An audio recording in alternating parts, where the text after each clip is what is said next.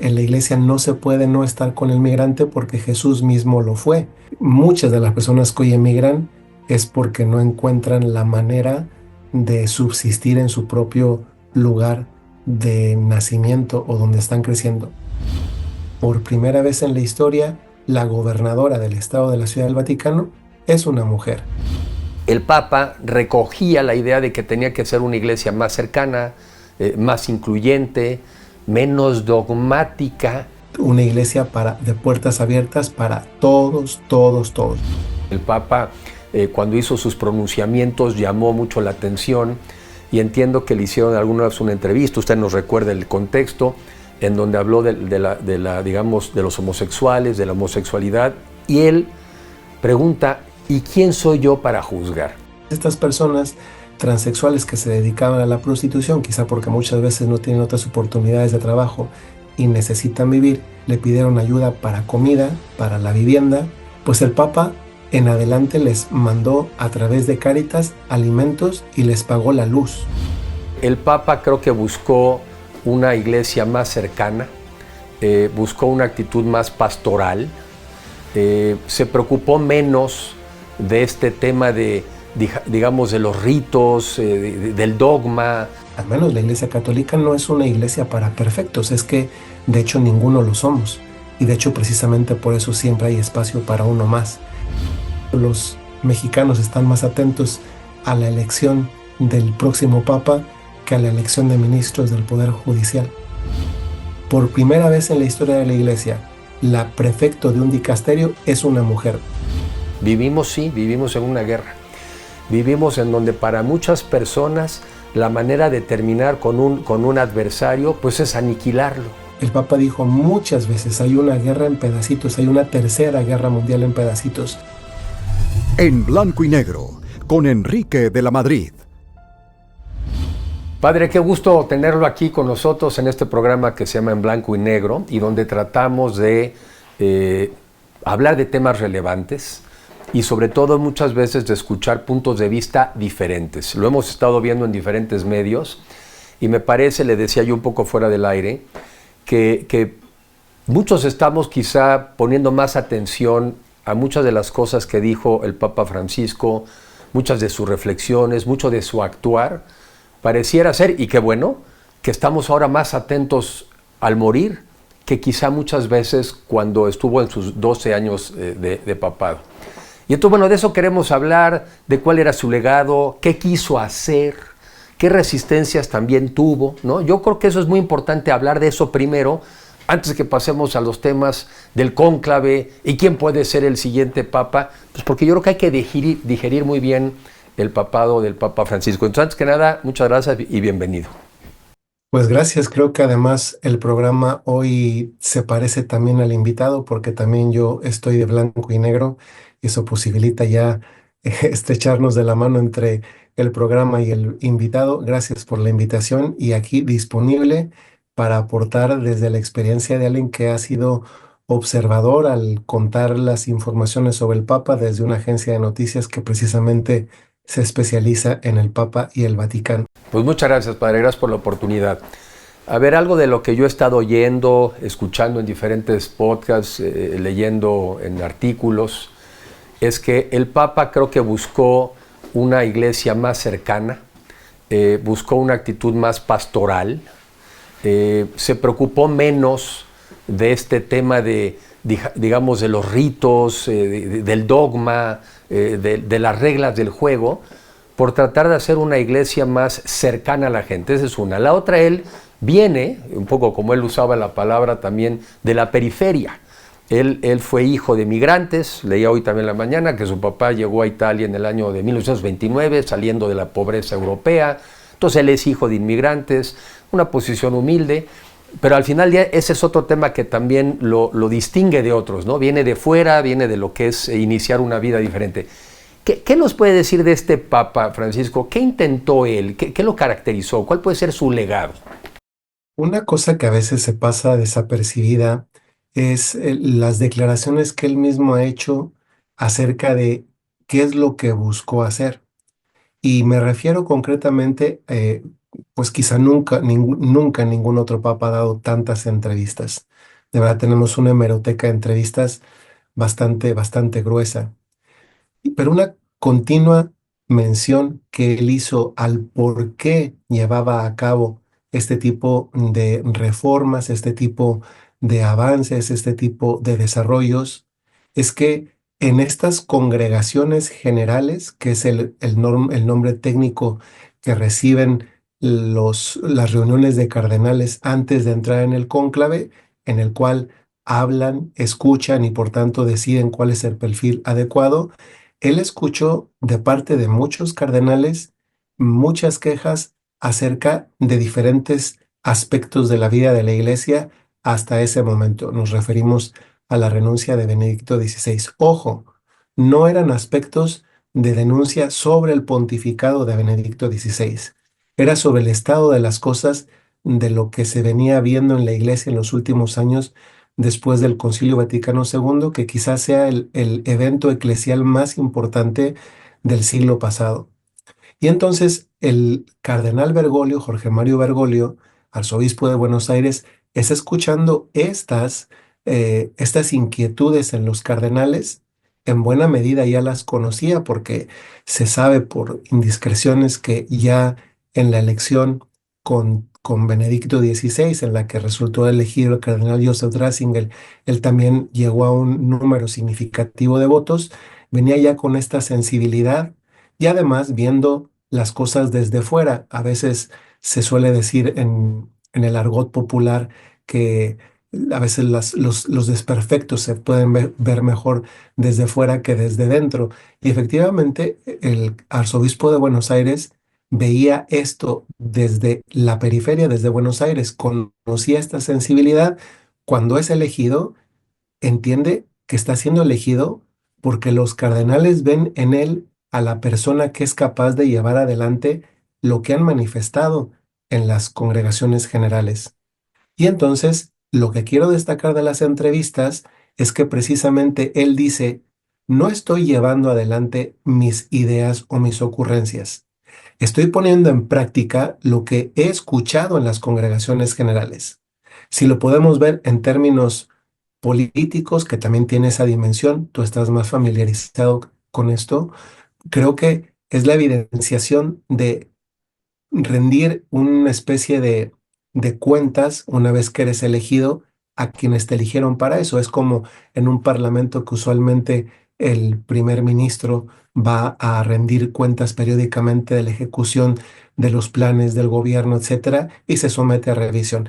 Es verdad, el Papa no lo hizo, no se sometía a ese tipo de revisión, pero era consciente de que precisamente como no había los mecanismos para esa rendición de cuentas, nunca perdía de vista el hecho de que estaba ejecutando el plan o al menos las ideas, los ideales de quienes lo llevaron a la sucesión del apóstol San Pedro. Da la impresión, padre, de que, y me imagino que siempre ha sido así, pero usted nos dirá, que siempre un papa debe de estar, por un lado, siendo muy sensible pues, al mundo en el que vive, ¿no? ¿Qué está pasando en el mundo? De dónde viene esa persona, porque no deja de ser un ser humano, cuáles son sus propias ideas, sus reflexiones, pero eso, ¿qué necesita el mundo? ¿Qué mundo le está tocando vivir? Y al mismo tiempo, ¿qué iglesia le está tocando vivir? Porque pues es el jefe de la iglesia, pero también pues es el jefe de los creyentes, y me imagino que no siempre es lo mismo. Y cada quien ve el mundo también pues a través de tu experiencia, de tus conocimientos. Entonces, de lo que yo recojo, el Papa recogía la idea de que tenía que ser una iglesia más cercana, más incluyente, menos dogmática, y que esto era una reflexión no solamente de él, sino lo que oigo es de otros cardenales que al final del día lo apoyaron en su resolución, pero que apenas 10 o 12 años antes se habían inclinado por un papa que se sabía más bien era el defensor del dogma de la iglesia. ¿Qué tanto cambió esa iglesia en 12 años? O más bien en el papado del Papa Ratzinger, de Benedicto XVI. Es interesante lo que has planteado acerca de la experiencia cultural, social de la que uno viene. A cada uno de nosotros el propio origen nos forma da una impronta en quiénes somos, en cómo pensamos, qué nos gusta, cómo decidimos, incluso cómo vemos el mundo. Esto sucede así en cualquier ser humano, es parte precisamente del ser humano y de ser humano en esa parte del mundo en la que uno crece, se desarrolla y va asimilando el entorno y se forma, a veces se llega a ser uno con él. Pues esta experiencia con la que él llegaba es la misma con la que llegaban todos los demás cardenales. Y si bien es cierto es que el cardenal Ratzinger gozaba de un gran prestigio porque era un intelectual que además se había visto involucrado en la evolución de la Iglesia, pues también desde el Concilio Vaticano II. Entonces, sí quisiera evidenciar que no se trata de una reacción contra Benedicto XVI. Creo que si algo se le reconoce a este gran papa es la capacidad de desprenderse del poder, porque sería más cómodo a veces quedarte allí que saber hacerte un lado cuando reconoces que no tienes las fuerzas para poder llevar adelante un ministerio de la envergadura que tiene el, el- el papado en definitiva. Pero es verdad que quizá el Papa Francisco, el cardenal Bergoglio, encarnó unos valores que eran los que ya se percibían que estaba habiendo en un cambio epocal también a nivel iglesia. Hoy quizá estamos también en una coyuntura más universal de cambio de época, que ya en la iglesia se adelantaba con este tipo de aproximación. Ya en el Concilio Vaticano II piensa que, aunque suene muy lejano, quizá para el auditorio, si no está muy familiarizado, pues un concilio es el evento más importante que puede haber en la vida de la Iglesia Católica. Reunión de obispos para decisión acerca de el rumbo que se le marca a la Iglesia. Y ese concilio en particular tenía una palabra clave asociada a él y era la palabra ayornamiento, que podría ser quizá lo más parecido a la palabra actualización. Esta actualización que no significaba ponerte de acuerdo a las modas, porque las modas tienen la vida corta, sino que significaba darte cuenta en tomar conciencia, darse cuenta y vivir como quien se da cuenta que está en un entorno, en una época diferente. Y creo que no obstante que esto fue ya un paradigma que permitió a la iglesia caminar en adelante, sin embargo, quizá no se implementó de la forma tan necesaria que llegados al momento de la renuncia de Benedicto XVI, muchos cardenales vieron que estaba habiendo un desfase en este diálogo necesario que debía haber entre la iglesia y el mundo. Y esto quizá es lo que el Papa Francisco ha posibilitado y que quizá nos ha chocado en algunos momentos un poco fuerte porque, digámoslo así, ha acelerado o ha puesto quinta, íbamos quizá en primera, segunda, ha puesto quinta para ir al ritmo de ese ayornamiento, actualización en ese diálogo con el mundo. Déjeme, padre, entonces tocar algunos temas puntuales que tienen que ver con eso, que el Papa, cuando hizo sus pronunciamientos, llamó mucho la atención, y entiendo que le hicieron alguna vez una entrevista, usted nos recuerda el contexto, en donde habló digamos, de los homosexuales, de la homosexualidad, y él pregunta, ¿y quién soy yo para juzgar? Y no deja de ser una frase estupenda, porque ¿y quién soy yo para juzgar? El Papa, que en gran medida pues se dedican o muchas veces se perciben como alguien que te juzga. Entonces eso fue como muy revelador y creo que generó esta idea de entrada, de apertura, de modernidad, de actualización. Y sin embargo, entonces hago las dos preguntas a la vez, y sin embargo no hubo muchas cosas después en ese sentido, que es un poco lo que yo también recojo de las reflexiones que está viendo sobre el Papa, y ahorita hago dos o tres más. Apertura en la narración, apertura en el discurso, pero no necesariamente luego eso se ve en modificaciones en las reglas o en la creencia de la Iglesia. ¿Qué nos puede comentar primero sobre la parte de la apertura? El Papa Francisco, Enrique, tuvo un vocabulario que posibilitó que muchas frases de él sigan resonando en nuestra cabeza y muchas veces también en nuestro corazón. Dos de ellas, que es con las que te voy a contestar esto que me has preguntado, son la iglesia como hospital de campaña y segundo, esa última que es de la Jornada Mundial de la Juventud en Lisboa, una iglesia de puertas abiertas para todos, todos, todos. Ya con esa repetición de esos tres todos dice mucho. ¿Y a qué me refiero entonces para contestar? El Papa Francisco sabía que los gestos importan, porque tú puedes decir algo pero luego no hacerlo, y sin embargo el Papa lo hizo. Es significativo que el Papa no solamente haya dicho quién soy yo para juzgar, que luego, por ser exacto, esa pregunta que se le hicieron en un vuelo, en los briefings que daba el mismo Papa en los vuelos de regreso de los viajes internacionales, se lo preguntaron y él dijo, ¿quién soy yo para juzgar? Y luego recordó un número del Catecismo de la Iglesia Católica, que es lo que la Iglesia señala, cree sobre el tema concreto de la homosexualidad.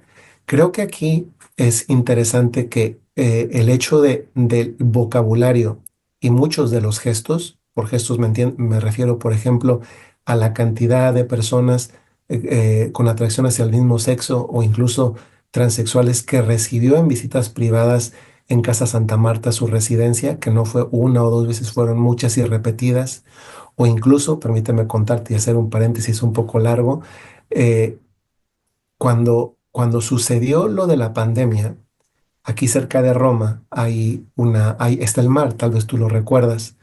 Pues cerca de Roma hay también muchas personas transexuales que se dedican a prostitución. En pandemia, pues esta opción, llamémosla así, de trabajo, pues no se pudo, no la podían ejercer porque estaban en situación de pandemia. Entonces, estas personas transexuales que se dedicaban a la prostitución, quizá porque muchas veces no tienen otras oportunidades de trabajo y necesitan vivir, se acercaron al párroco local, le pidieron ayuda para comida, para la vivienda, y el párroco con estas personas escribieron una carta al Papa. Pues el Papa en adelante les mandó a través de Cáritas alimentos y les pagó la luz hasta que terminó la pandemia. Y una vez terminada la pandemia, todos los miércoles, yo estaba aquí, yo trabajo aquí, todos los miércoles a la audiencia general, que cuando hace calor, cuando no hace mucho calor se tiene en la Plaza de San Pedro, y cuando hace mucho calor o mucho frío se tiene en el Aula Pablo VI, todos los miércoles. Una religiosa acompañaba a estas personas a saludar al Papa. Entonces, no solamente son palabras, también son hechos. Y cierro el paréntesis. Entonces, esto evidencia que no necesitas cambiar ninguna doctrina, porque creo que esto más bien desdeciría de ti, porque sería incoherente de que lo que dices que crees resulta que por adaptación de moda ahora ya no lo crees. Sin embargo, no obsta, y en mi experiencia personal también ha sido así. Yo he sido capellán universitario 3 años cuando vivía en México, concretamente en una ciudad del norte, y quizá en ninguna otra etapa de la vida acompañé a tantas personas con atracción hacia el mismo sexo, y la puerta de mi despacho siempre estaba abierta, y no es que preguntaba qué sientes o qué te atrae para saber si les atendía o no. Creo que aquí el punto que destaca en este ámbito de homosexualidad o en muchos otros es la atención a la persona. Y creo que eso era algo muy necesario, una sacudida necesaria que deberíamos tener todos, porque no puede llegar alguien a la iglesia con una cartilla de perfección. Y aquí viene la otra imagen, que es la de hospital de campaña. Es que no solamente sería bastante vanidoso y soberbio decir que soy perfecto, cualquiera que así se crea, porque no es así, ni siquiera es realista. Pero es que la iglesia no es una iglesia, al menos la iglesia católica no es una iglesia para perfectos, es que de hecho ninguno lo somos. Y de hecho precisamente por eso siempre hay espacio para uno más. Y esto nos evidencia que no se trata de sacarle la cartilla de los mandamientos a alguien, que no sean importantes los mandamientos, sino que lo primero que necesita una persona es sentirse acogida y acompañada, y quizá ese es el acento que en ámbito eclesiástico se llama pastoral, del trato con las personas, y no solamente con ellas, con todas en general. Y además, de lo que yo luego, padre, y que además no podría coincidir más, si lo llevo yo a otro mundo, al mundo, digamos, de la política, de las leyes, de las normas, pues más importante muchas veces que el cambio de la norma, pues es el cambio de la actitud, ¿no? Aquí el Papa no necesita cambiar reglas del juego para tener una actitud en donde en lo personal dice, yo creo en la inclusión, yo creo en el respeto de todos. Y claro, sería menos poderoso que cambiaran las normas, pero en la práctica no lo respetaran. Entonces creo que es, digamos, la visión del Papa fue de, yo con los hechos lo demuestro. Ahí va un segundo, que es este tema también, y me corrige si lo digo mal, de las personas que antes, si se divorciaban y volvían a casarse, estaban excluidas de la comunión. Y entiendo, no sé si es un cardenal o un arzobispo, creo que es americano, ya estamos del lado de los otros, de los que sí le dan más peso al dogma, de los que sí le dan más peso a las reglas, y de los que seguramente dicen, por estas reglas es que llevamos 2000 años. Si las cambiáramos, quién sabe qué pasa. En donde entiendo, a ver, la voy a leer porque no quiero aquí equivocarme, en donde este arzobispo, creo que es Burke, ¿no? Decía, habla de la indisolubilidad del matrimonio y la Eucaristía. Como yo lo interpreto, es decir, no, ese patrimonio no lo podemos disolver, aunque ellos como seres humanos después se hubieran divorciado, luego entonces no pueden acudir nuevamente a la comunión. No sé si primero teóricamente es el argumento. El argumento es que como este es un sacramento y es un acto divino y sagrado con Dios, pues no lo puede disolver nadie. ¿Sí? ¿Nos puede elaborar un poco de esto? Mira, aquí es muy interesante, sobre todo refiriéndome a personas cultas, muchas de ellas que ven este programa, tú mismo, una precisión que me gustaría hacer porque muchas veces no se entiende, a ver, exactamente en este campo de las personas divorciadas, vueltas al casar, ¿cuál es el punto, el porqué de la iglesia a este tema? Porque, ojo, eh, esta acogida que estamos llamados a dar, es que mira, yo mismo he atendido personas en situaciones así y vienen de un sufrimiento grandísimo, pero soy capaz de atenderlas bien acogidas, de acompañarlas, porque tengo claras las cosas. Entonces, yendo al punto, la iglesia jamás en la vida, jamás, es que si alguien lo dijera, el equivocado sería el que lo dice, jamás ha excluido a alguien o ha dicho, tú estás en pecado, a ver, tú estás mal simplemente porque estás divorciado, o tú estás en pecado simplemente porque estás divorciado. No, el divorciarse no es un pecado. ¿Cuál es el punto entonces? Lo estoy explicando con palabras en términos de comprensión católica, considerando que muchos, incluso si no lo son, comprenden el argumento y muchos católicos que también seguramente ven este programa lo van a entender mejor. Y el punto es, ¿cuál es entonces el problema? El problema es que cuando ha habido un matrimonio válido, por tanto, que tiene los efectos propios de un matrimonio, es válido, en la iglesia cualquier relación, en este caso concreto, sexual fuera del ámbito de ese matrimonio, es considerada un pecado. Entonces, mientras persista ese elemento del pecado, en este ámbito de explicación católica de lo que estamos refiriéndonos, mientras persista esto, mientras haya un ejercicio de la sexualidad con alguien distinto a aquella con la que la persona se casó o permanece casada válidamente, entonces ese es lo que le impide el acceso a la comunión. Pero luego me sucedió a mí, por ejemplo, en el ministerio, que hay personas que tienen, pues tal vez 80 años ya, 90 años ya, porque se da, hoy el promedio de vida es bastante elevado afortunadamente, pues ya no tienen ningún ejercicio de la conyugalidad y entonces se pueden acercar a comulgar porque tienen los mismos otros pecados que tenemos el resto de todos los demás mortales. Entonces, el punto es ese. A veces algunas personas que conviven están dispuestas por amor a la Eucaristía, que es lo más importante que tenemos en la Iglesia Católica, la comunión que a veces le llamamos así, que es el centro de la misa, a renunciar a ese ejercicio de la sexualidad, aunque siguen conviviendo juntos porque tal vez tienen hijos en común, por el deseo que tienen de recibir la Eucaristía.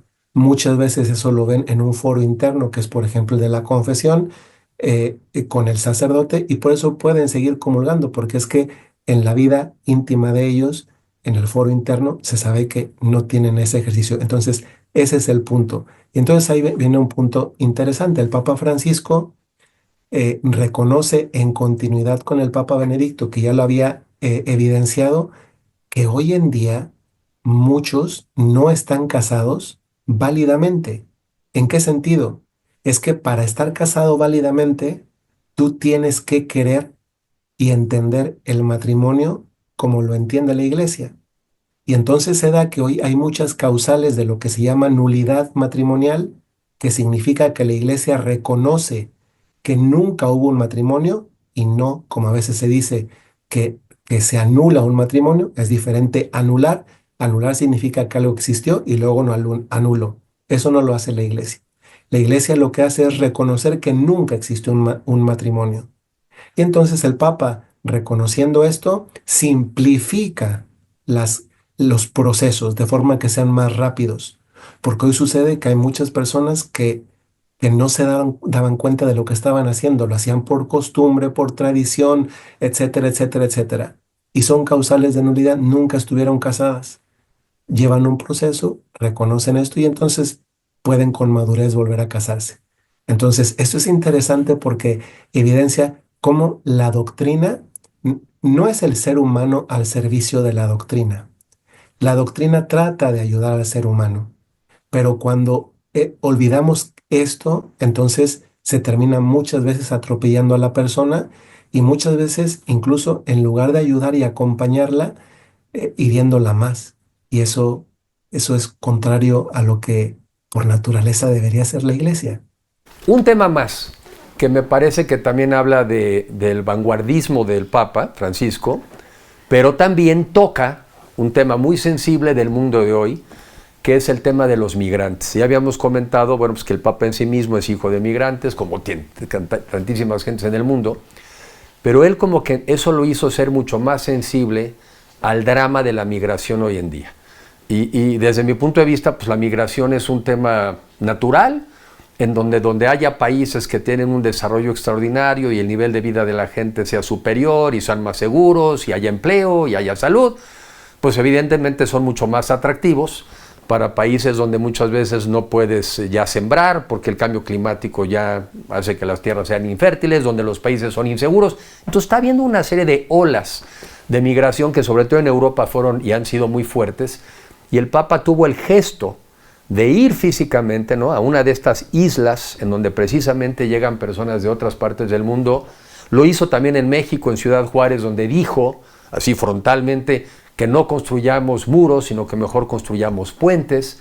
Y pues eso es parte del argumento de la ultraderecha hoy en día en el mundo de, pues no, la migración no, y vamos a defender el territorio. Entonces el Papa se metió en ese sentido, pues en un tema muy difícil, muy complicado, muy politizado, pero que al mismo tiempo, pues muy humano. ¿Qué nos puede comentar de esta parte?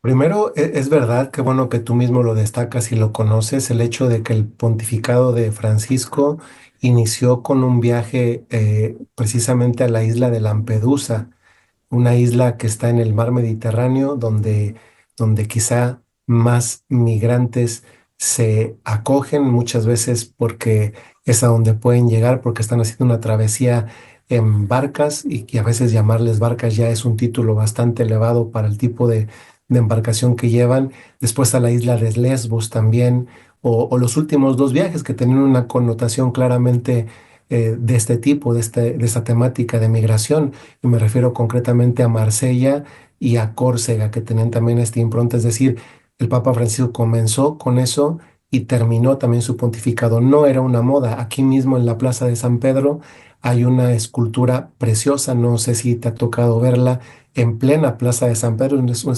Es una escultura que mandó poner el Papa Francisco, donde se ve un barco con migrantes y es realmente verla enchina la piel porque muchas de las personas que hoy emigran es porque no encuentran la manera de subsistir en su propio lugar de nacimiento o donde están creciendo. Ahora bien, es verdad que ponerse del lado de personas vulnerables como los migrantes nace en un contexto católico y esto lo evidenció el Papa en una carta que le escribió el episcopado estadounidense a raíz del inicio, o al menos coincidentemente con el inicio del gobierno nuevo de Donald Trump.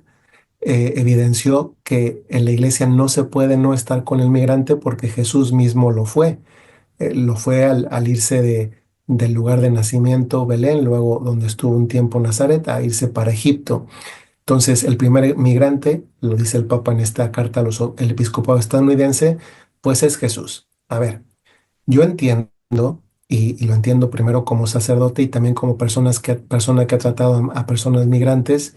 Yo mismo viví en Saltillo 6 años, ayudaba en la casa del migrante en algunas ocasiones en el norte, en Piedras Negras, y también ayudando en actividades ahí mismo en Saltillo y en Monclova, pero comprendo que es bueno hacer un llamamiento, más viniendo del Papa Francisco, a ayudar a personas en situación vulnerable como estas. Pero es un poquito más problemático cuando hay que implementarlo. Es decir, como dicho, es algo que alguien lo tenía que decir y él lo ha dicho y lo mantuvo diciéndolo, como manera de defender a los más vulnerables. Pero ya luego la implementación en cada país es diferente porque afortunadamente él y la familia Bergoglio tuvieron la fortuna de ser bien acogidos en un país como Argentina de aquel momento, pero hoy en día, en el contexto de polarización social, que primero es un dato de hecho, y en ese contexto de polarización, el tema de la migración derivado en las concreciones en los diferentes países, es un poquito difícil de armonizar del mismo modo en todos los lugares. Te pongo un ejemplo. En Europa está sucediendo mucho que se están dando muchas ayudas a personas migrantes que vienen de otros lugares. Eso se hace con los impuestos de las personas que los pagan y que viven en el lugar. Muchas de estas personas ven beneficios en las personas que llegan, pero no los ven en ellos mismos. Quizá uno de los ámbitos más extendidos en toda Europa sea, por ejemplo, el tema de la vivienda. Y entonces muchas veces les cuesta comprender por qué el gobierno ayuda a personas que no solamente no producen, sino que además consumen de los impuestos que sí producen los locales y ellos no reciben las mismas ayudas del gobierno. No estoy planteando mi posición, estoy tratando de plantear la posición de quienes ven esto. Entonces, es comprensible que esto sea aprovechado para plantear algo que de hecho sí es, digamos, si golpea en un primer momento de qué tipo de ayuda se da y de dónde vienen y por qué no primero a los locales. Y esto se aprovecha, entonces eso se politiza mucho. Y en este contexto, la voz del Papa pues es interpretada según quien la quiere interpretar. Y entonces tenemos un Papa que bien intencionado quiere hablar a favor de personas vulnerables, pero luego por otra parte quien, según el acento nacional del lugar en que se encuentra, es aprovechado y acogido o contestado incluso. Y luego finalmente las causas de la migración que son variadas, ¿no? Y luego también el elemento de que a mí me llama la atención mucho cómo hay culturas que tienen una cierta armonía en la compenetración cuando hay una adaptación. Hoy tenemos, por ejemplo, digo, me refiero a Europa, podría referirme a Estados Unidos, pero este mismo fenómeno, así como lo voy a decir, no se da, que es la migración de países de mayoría musulmana donde el crecimiento por número de hijos es mayor y la evidenciación de que está habiendo barrios en los que la policía no puede entrar, pero es que esto no me lo estoy imaginando. Es en París, es aquí en Roma, es en Londres. Entonces tenemos que las personas llegan a experimentar como aquello que podría experimentar cualquier persona, que alguien entra a su casa y además ahora le dicen cómo vivir. Otra vez, estoy planteando una fenomenología que hace entender por qué es difícil acoger en algunos lugares el mensaje del Papa, porque, porque cuesta. Y lo que el Papa pide muchas veces llega a ser virtuoso. Qué bueno que un cristiano en concreto esté llamado al elemento virtuoso, pero la virtud no se puede imponer. Ahora sí paso digamos, habiendo tocado estos temas, decía yo que en lo que he estado leyendo o viendo, para algunos el Papa parecía que mandaba señales de que iba a avanzar mucho en algunos temas delicados y se quedó, que no es menor, lo reconozco, pero no es menor, en el gesto, que ya hablamos de la importancia del gesto, ¿no? Pero se queda en el gesto. Pero para algunos más conservadores, pues que también los hay, no solamente en el gobierno de la Iglesia, sino pues en los fieles, les parecía preocupante, y me llamó la atención que de las cosas que leí es que algunos hasta le dijeron que era hereje, que quiere decir que este Papa no cree en lo que la Iglesia dice que hay que creer. O sea, llegaron algunos a ese plan. Estuve escuchando de que hasta hubo grupos en Estados Unidos, justamente en algunos sótanos donde hablaban más abiertamente. O sea, normalmente uno no se imaginaría que los arzobispos o los cardenales hicieran grilla, ¿no? Contra el Papa, y pues sí se le hicieron. Entonces, un poquito eso, sí hubo esa resistencia, y esto ya va un poco con miras al futuro, porque pues si esa resistencia existe, esa es parte de la discusión. Pero primero eso, ¿sí le dijeron que era un hereje? Bueno, la realidad es que sí, incluso hubo algún portal que creció mucho en Estados Unidos, no voy a evitar el nombre porque la publicidad gratis no se vale, Exacto. pero hubo un portal que creció muchísimo, también incluso en temas de recaudación, y que el discurso era casi un antifrancisco. Y sí, es verdad, sí hubo quizá, mm, enojo que no se había visibilizado tanto, al menos por esa parte de la iglesia que podríamos decir era la más cercana a la iglesia, es decir, la que vivía la iglesia. Quizá veníamos acostumbrados en contestaciones hacia Juan Pablo II y Benedicto XVI, justo por el polo opuesto, pero no por este otro. Y de este otro resultó que no solamente fue golpeado por quienes creían que no había avanzado suficiente, sino quizá más aún por quienes la atacaban en este sentido que tú acabas de decir y del ejemplo que yo acabo de mencionar. Entonces, sí es verdad. Yo francamente me cuesta entender cómo alguien mm, puede decir que cree y luego atacar a quien legítimamente ha sido elegido como sucesor del apóstol San Pedro. Porque sin fe esto no tiene sentido, y muchas veces en la vida diaria la fe es la que te sostiene. Y lo más impresionante es que justamente quienes llegaban a atacar, eh, venía menos la caridad, que es la virtud reina en el cristianismo, precisamente con el arma del ataque. Entonces, sí es verdad, hay que reconocerlo. De hecho, en este contexto de la hospitalización del Papa Francisco, algo que sucedió mucho es que tantas veces lo mataron con mentiras, es decir, publicaban de que ya se había muerto cuando todavía la muerte pues quedaba con bastantes semanas después para que esto sucediera. Entonces sí sucedió, pero quizá aquí, Enrique, el elemento importante es casi siempre las personas nos van a defraudar, y esto me refiero al Papa, pero me refiero a quien sea, cuando nosotros nos hacemos expectativas del otro. No hay mejor puerta de entrada para la frustración y para sentirnos defraudados que las expectativas que puso uno mismo. Porque es muy diferente una frustración derivada de que alguien te puso las expectativas porque te las dijo, y otra muy distinta cuando tú te hiciste las expectativas y después esas expectativas que nadie te prometió se te cayeron porque no fueron tales. Entonces, creo que el Papa Francisco fue al ritmo que le dio la posibilidad de ir. Sí quiero subrayar que él hizo algo que él mismo reconoció. Él dijo, yo soy alguien que abre procesos, pero no que los cierra. Es una mentalidad propia de la congregación a la que él pertenecía, que es de ir en avanzadilla, abriendo procesos, pero no siempre terminándolos. Y esto, digamos, puede ser una virtud en el sentido de que ya es valioso que alguien lo haga, pero muchas veces también necesitamos quien los concluya. Pensemos que el Papa Francisco dejó muchos frentes abiertos, pero muchos de esos frentes se han quedado así, y de hecho que ya haya un tipo de personalidad de papa que se necesite, que es lo que están tratando los cardenales estos días, en los briefings, a las ruedas de prensa que hemos ido que he estado en estos días. Una de las realidades que más han comentado es que los dos temas a discusión han sido el estado actual de la iglesia y su relación con un mundo posmoderno, y segundo, el perfil de papa que responde a ese tipo de iglesia.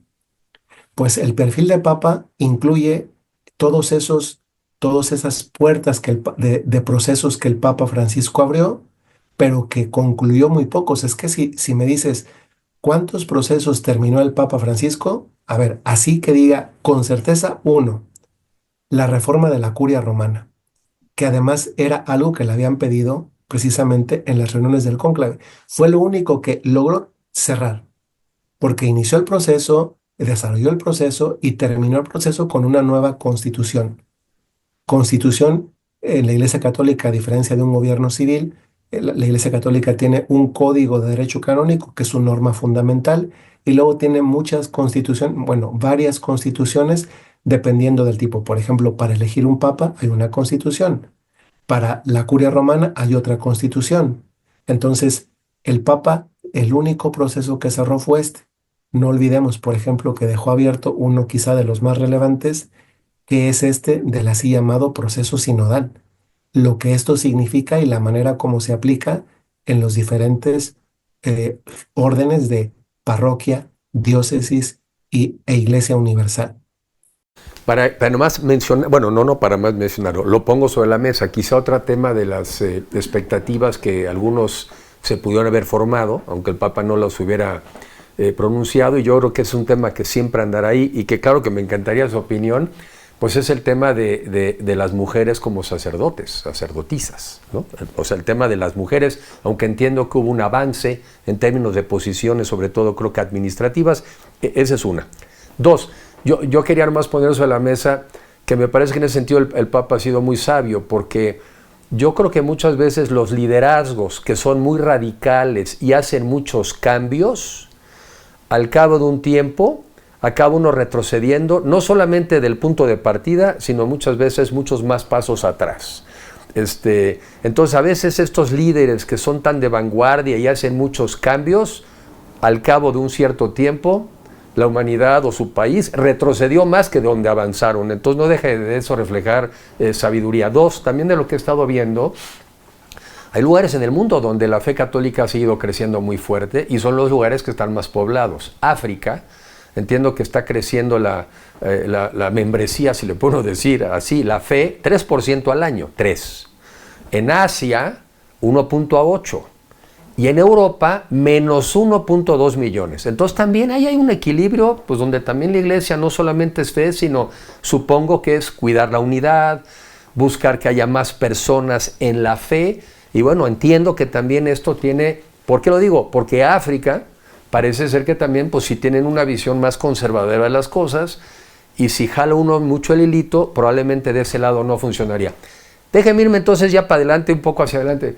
¿Cuál es el mundo de hoy? Entonces, en estas discusiones, que ya más o lo mencionó, padre, de que están en estas conversaciones, que afortunadamente ha habido algunas películas últimamente, pueden estar cerca o lejos de la realidad, pero seguramente se aproximan, en donde están los cardenales, donde están conversando, donde hablan del mundo, donde hablan de sus países, donde pues como amigos, pero también como competidores, quieren inclinar a la iglesia hacia lo que ellos creen es lo correcto. ¿Cuáles son 2 o 3 temas que son los que hoy quizá están en esta mesa de discusión, en estas conversaciones, y sobre todo también entendiendo, aunque no dice, no garantiza nada, pero que de los 137 cardenales que creo que van a elegir, pues algo así como 110 fueron electos en la época de Francisco. Eso no dice nada porque no quiere decir que sean de Francisco, quiere decir que son de la época del Papa Francisco, pero pues, puede ser que haya alguna influencia. ¿Cuáles son esos temas que usted ve, que usted oye, que usted siente que están siendo parte de la conversación con miras al futuro?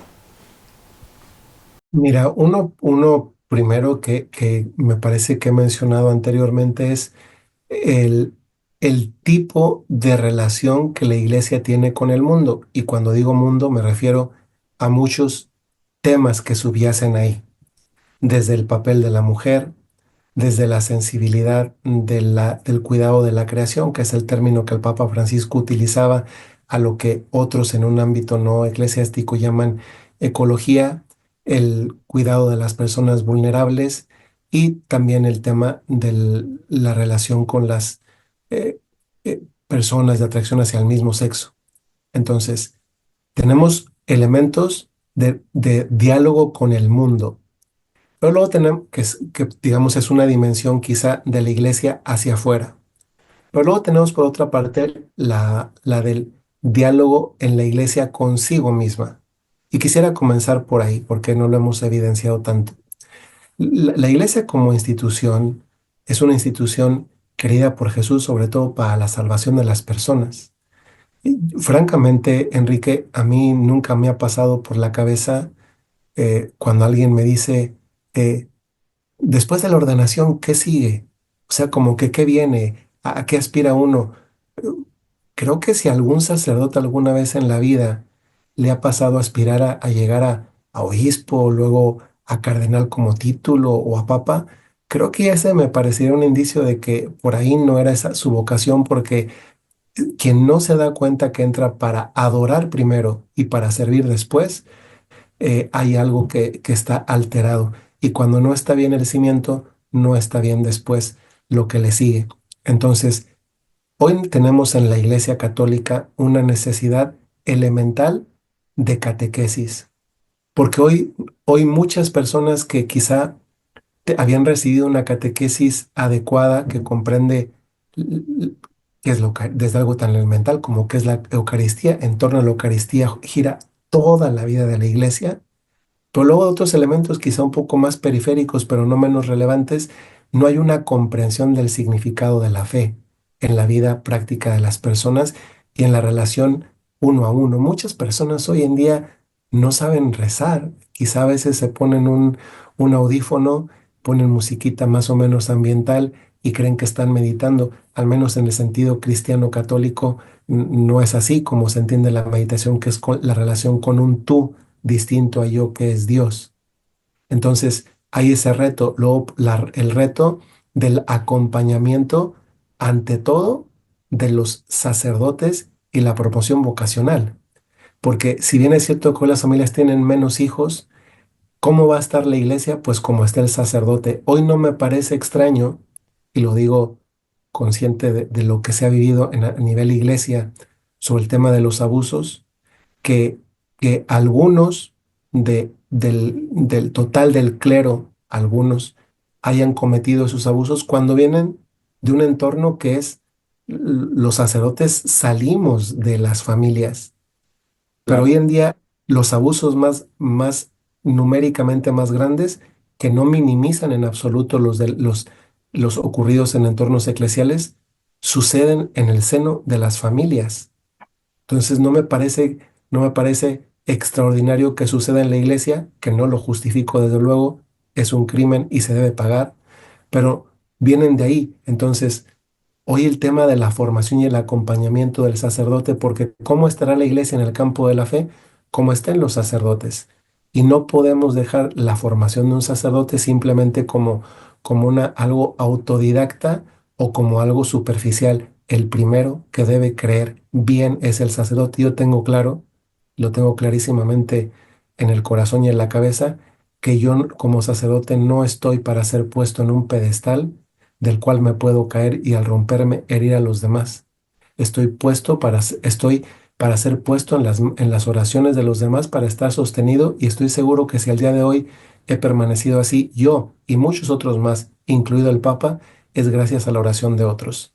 Pero ahora pasemos a los factores externos, que quizá muchas veces en el día a día son los que más se visibilizan. Tú hablabas, por ejemplo, del tema de la mujer, y yo también lo mencioné en este ámbito de diálogo de la iglesia con el mundo, que es real que hoy en día hay mm, una exigencia por parte de la mujer de tener su propio lugar en el mundo. El Papa Francisco sí abordó esto y lo abordó evidenciando que no se necesita ser un sacerdote para tener un puesto de visibilidad, de trabajo y también de servicio en la iglesia. Y ahí está que en el pontificado de Francisco se dieron esos primeros cambios por los cuales, por primera vez en la historia, la gobernadora del Estado de la Ciudad del Vaticano es una mujer, Sor Rafaela Petrini. Que por primera vez en la historia de la iglesia, la prefecto de un dicasterio se compara a un ministerio o a una secretaría en un gobierno, concretamente de religiosos, en este caso, dicasterio para los religiosos, es una mujer, tanto sobre religiosas mujeres como religiosos hombres. Y hay otros 5 puestos más de visibilidad, que no es el caso mencionar, pero que evidencian que la mujer tiene una sensibilidad y una aportación diferente que también está todavía por ser mejor valorada, mejor comprendida y quizá mejor visibilizada en la iglesia. Finalmente, yo recordaba hoy en la mañana, estaba pensando cuando estaba viendo los números de cardenales participantes, cardenal es un título, es un título, simplemente es un título. Yo hoy en la mañana estaba pensando cómo en la historia de la iglesia ha habido en el pasado laicos que han tenido título de cardenal sin ser obispos. Y yo pensaba cómo quizá una solución a esta implicación, no por medio del sacramento, sino en un campo decisional como este otro, por ejemplo, para elección de un pontífice. Y esto no es una herejía, esta es una disciplina, porque luego ya quiero ver los Sí, comentarios. sí, o le va a tocar a usted, padre. No, afortunadamente me he formado muy bien y precisamente porque conozco mi fe puedo llegar a estudiar bien la teología, puedo llegar a comentar esto porque son medidas disciplinares que simplemente en algún momento de la historia, concretamente en el siglo XIII, se dispusieron para garantizar la elección de un papa. Entonces son reglas coyunturales. Es muy diferente una regla de este tipo eclesiástica a un mandamiento, tienen un abismo. Entonces, ¿podría ser que hay una cardenal mujer?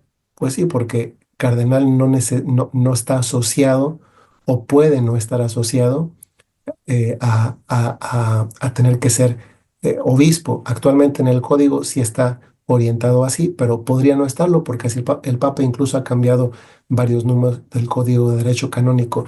Esto garantiza también una participación mejor, más representativa y que de hecho ya se vio, por ejemplo, en el pasado sínodo, pues bueno, es un aprendizaje. Quizá no todo estuvo perfecto, fue un aprendizaje, pero que también ya concedió el derecho a voto de mujeres en un sínodo, lo cual pues ha sido totalmente una novedad.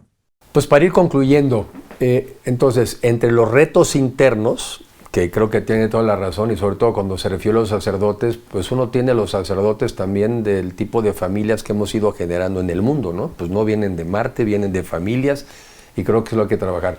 Y la otra está en el tema del cambio climático, está el tema de la polarización, está el tema también pues, de las guerras, de la tensión, del tema de la paz. Entonces, eso es parte de lo que está, digamos, en el contexto de las discusiones de las semanas por venir. ¿Cuándo empieza el cónclave, padre? El cónclave la resolución sobre cuándo da inicio fue decidido el lunes 28 en la Quinta Congregación General para comenzar el miércoles 7 de mayo. Y posiblemente por la estadística que hay de días que ha durado un cónclave en los últimos 100 años, tenemos que el promedio está entre un día y medio y 3 días, lo que es bastante probable. Hoy en la mañana, varios cardenales, al salir del aula Pablo VI, que es donde se están reuniendo, el aula del sínodo, que está dentro de este otro que es como una especie de auditorio nacional, es una especie de parlamento pequeñito que está detrás del aula Pablo VI, que es como el auditorio nacional, decían, va a ser un cónclave corto.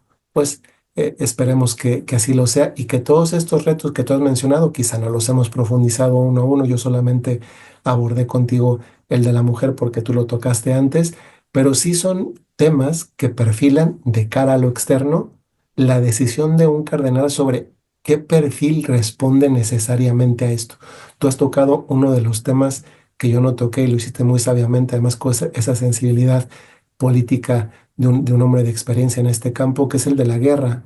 El Papa dijo muchas veces, hay una guerra en pedacitos, hay una tercera guerra mundial en pedacitos, pero es que en México no tenemos que ver Ucrania, no tenemos que ver Tierra Santa, no tenemos que ver un lugar, una latitud muy lejos de nosotros. La cantidad de muertes anuales en nuestro país está peor en número de muertos que algunos países que están en situación de guerra declarada y abierta. Y eso es impresionante que en nuestro propio país estén conviviendo casi como dos países. Uno, el que parece que así van las cosas, y otro, el de la vida diaria que afecta a tantas personas. No sin razón hay quien ha dicho que quizá ahorita por eso los mexicanos están más atentos a la elección del próximo papa que a la elección de ministros del Poder Judicial. Bueno, de eso no tenga duda, padre. Un comentario final, porque ahorita que lo escuché, pues no puedo dejar de reflexionar algo que siempre he escuchado o que hemos pensado. En el caso mexicano somos un país mayoritariamente católico, somos creyentes en Dios, somos muy guadalupanos, en fin. Pero en la práctica hacemos cosas pues, que no parecería que lo somos. Por ejemplo, lo acaba usted de mencionar, vivimos en una guerra. Vivimos en donde para muchas personas la manera de terminar con un adversario pues es aniquilarlo, ¿sí? Vivimos en un mundo en donde también es contrario al dogma, a la iglesia, a la reflexión de que hay que saber perdonar. No. Aquí vivimos en la polarización, y aquí cuando digo aquí es el mundo. Aquí hay que acabar con el enemigo, hay que acabar con el político adversario. Eso del perdón, no, perdóname, pero eso no se usa. Y lo platicó usted también en su momento. Una de las virtudes más escasas pues es la caridad, la compasión. Entonces, me parece que eso tiene que ver quizá con la primera parte de la reflexión de la iglesia. ¿Qué tipo de seguidores vamos a formar? ¿Qué tipo de fieles vamos a formar? Porque eso también determina el tipo de país del que se crea. Pero en nuestro caso, que nos decimos tan católicos, tenemos unas experiencias que son increíbles. Yo no dudo que haya alguien que rece en la mañana para ver si puede hacer un mejor asalto. Yo no dudo que alguien rece en la mañana para ver si sí puede acabar con el enemigo de enfrente. Ese es el mundo entre el que yo creo que hoy estamos viviendo, padre. Y alguna reflexión final quizá. Pues esto justamente evidencia uno de los retos que yo mencionaba a nivel interno iglesia, que es este acompañamiento de formación. No es coherente un tipo de pensamiento de este tipo. No es coherente pensar que yo puedo matar y al día siguiente vivir como si no hubiera pasado nada. Comprendo, comprendo y por eso lo destaco, que no, el llamado a perdonar no es un llamado fácil, de hecho precisamente porque implica virtud, porque implica tiempo, porque implica reflexión y muchas veces porque es una necesidad personal, pues implica también tiempo, un proceso.